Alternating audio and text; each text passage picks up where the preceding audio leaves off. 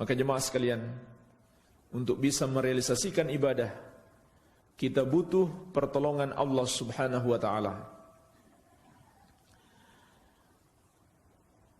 Itulah sebabnya kita selalu membaca iyyaka na'budu wa iyyaka nasta'in. Kita selalu berdoa dalam salat kita, iyyaka na'budu wa iyyaka nasta'in. Hanya kepadamu kami beribadah dan hanya kepadamu kami mohon pertolongan.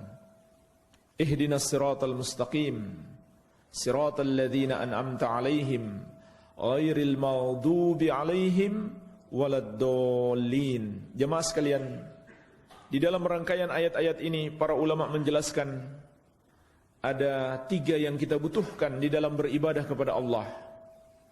Ada 3 yang kita butuhkan di dalam beribadah kepada Allah Subhanahu wa taala. Yang pertama, kita membutuhkan keikhlasan. Kita membutuhkan keikhlasan.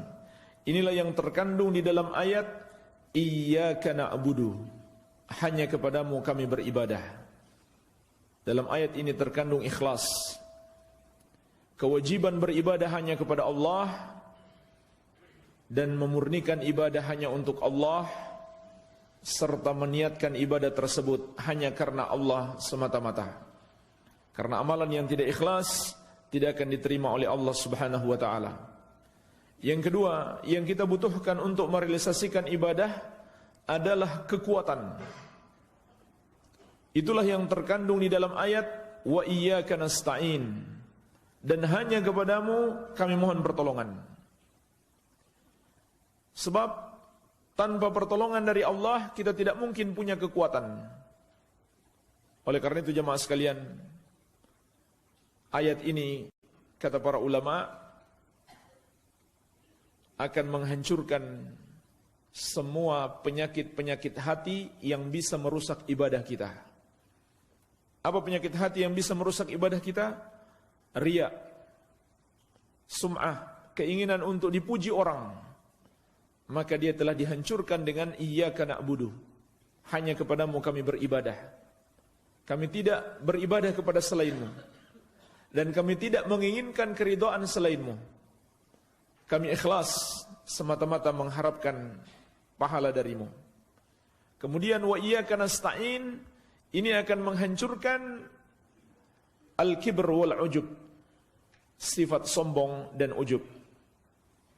Dan jemaah sekalian, ini penyakit ahli ibadah.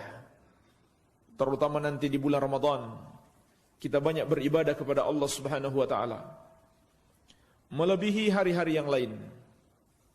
Karena Allah membukakan kepada kita pintu-pintu hidayah di bulan yang penuh berkah. Maka ibadah kita pun insyaallah taala semakin bertambah. Dan kita semakin jauh dari perbuatan maksiat.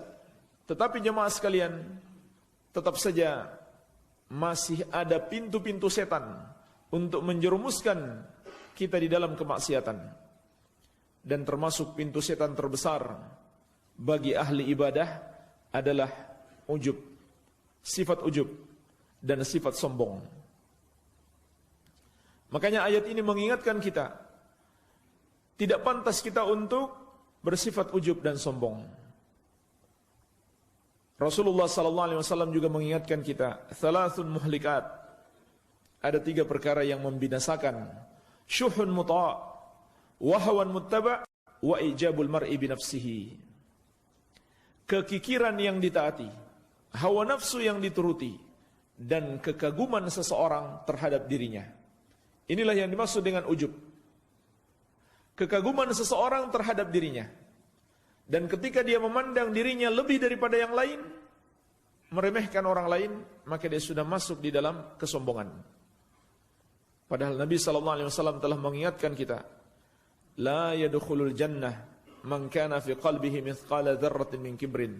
Tidak akan masuk surga orang yang di hatinya ada kesombongan sebesar biji dzarrah. Para sahabat bertanya, ya Rasulullah, apakah orang yang pingin pakaiannya bagus, sandalnya bagus, itukah orang sombong? Maka Nabi SAW menegaskan, innallaha jamilun yuhibbul jamal, al-kibru batrul haq wa gamtun nas. Sesungguhnya Allah maha indah, dan mencintai keindahan.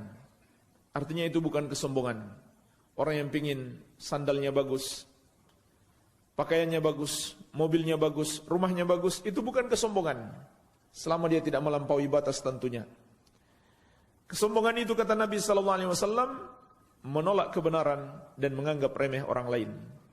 Jemaah sekalian, ini penyakit ibadah, penyakit ahli ibadah, pintu setan untuk ahli ibadah. Makanya kata Imam Ibnu Qayyim rahimahullah, ada orang berbuat maksiat karena itu dia masuk surga, dan ada orang melakukan ibadah karena itu dia masuk neraka. Kenapa jemaah sekalian? Karena yang bermaksiat ini dia bertobat.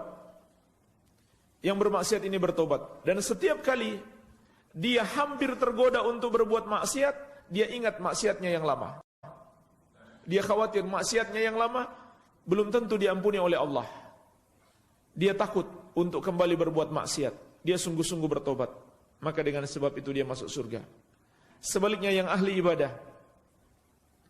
yang ahli ibadah ini kemudian ujub dan menyombongkan diri karena ibadahnya. Seperti yang terjadi pada iblis. Dia sombong, aba wastakbar, dia menyombongkan diri. Maka dengan sebab itu dia masuk neraka. Hati-hatilah jemaah sekalian. Ini termasuk penyakit ahli ibadah. Syaitan punya banyak tipu daya. Untuk para ahli ibadah, umumnya syaitan tidak mengajak mereka ke tempat-tempat maksiat.